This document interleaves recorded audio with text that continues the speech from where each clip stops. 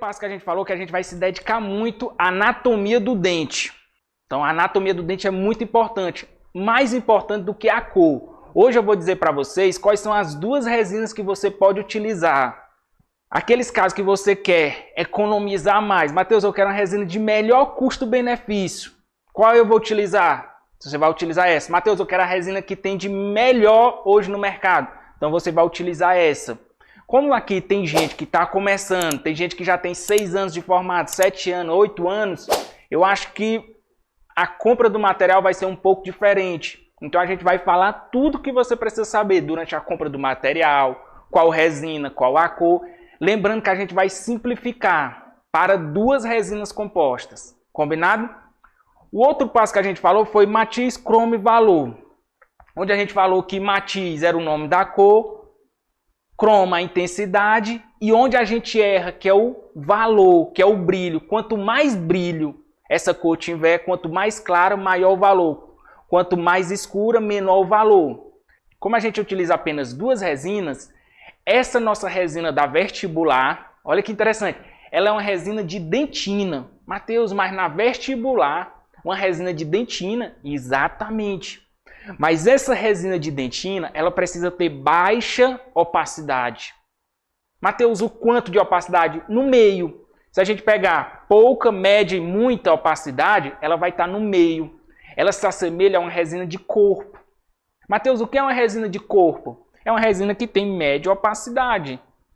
Ela nem é esmalte e ela nem é dentina. Então, se você quer usar uma resina de dentina para deixar o dente bem claro, Matheus, o que é bem claro na sua concepção? Uma cor BL2, uma cor BL3, é uma cor bastante clara.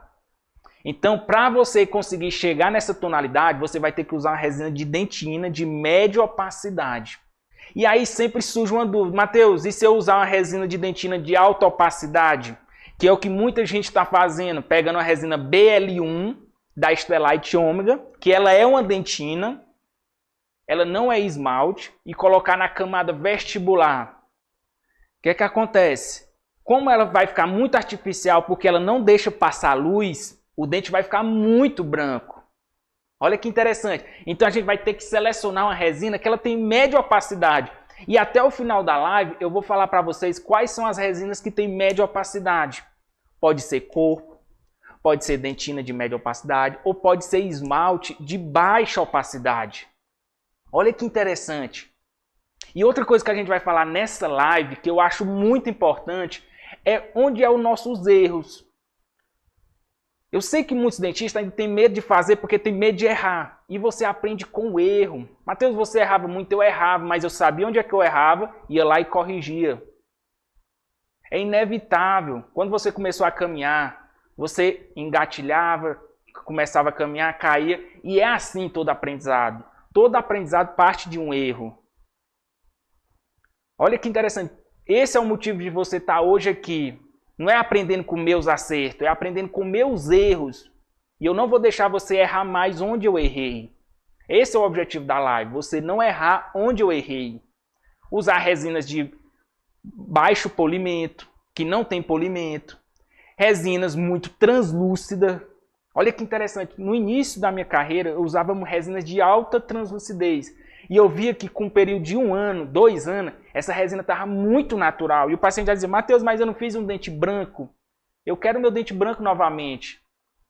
E acontece que se você utilizar resina de alta translucidez, você vai ter que usar outras estratégias. Talvez usar 2, 3, 4, 5 resinas a mais. Olha que interessante. Vamos passar outro passo aqui bem rápido. Estratificação. Lembra que a gente falou que esses 2 autores são fenomenais? Eles são desenvolvedores, são desse método, onde ele pega um dos professores, Newton Falco, ele coloca uma dentina única e por cima ele coloca 2 esmaltes, um cromático na cervical e um acromático na incisal.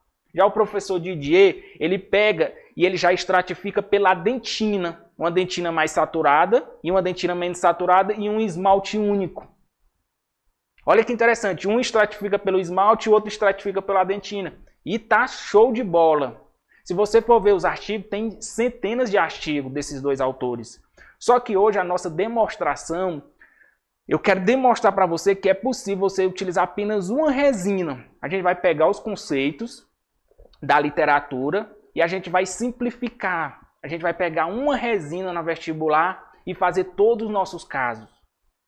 Matheus, você faz isso até hoje, mesmo cobrando mais.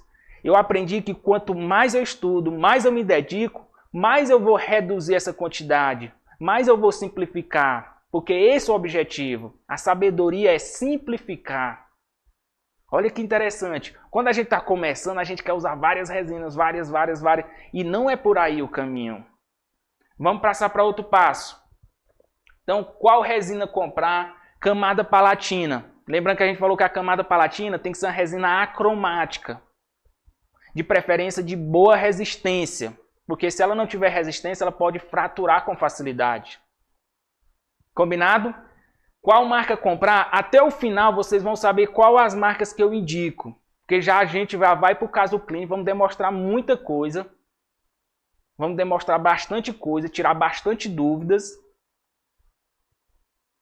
Combinado? Deixa eu passar para outro passo. Camada interna.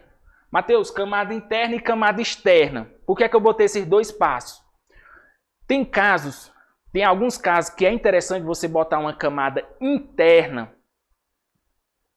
Para qual motivo? Para homogeneizar o substrato. Então, aqueles casos que tem dente escurecido, que você vai fazer um preparo, vai ter que ter camadas internas. Aquele dente que tem cheio de restauração, você vai ter que botar uma camada interna para homogeneizar. Olha que interessante, só nesses casos.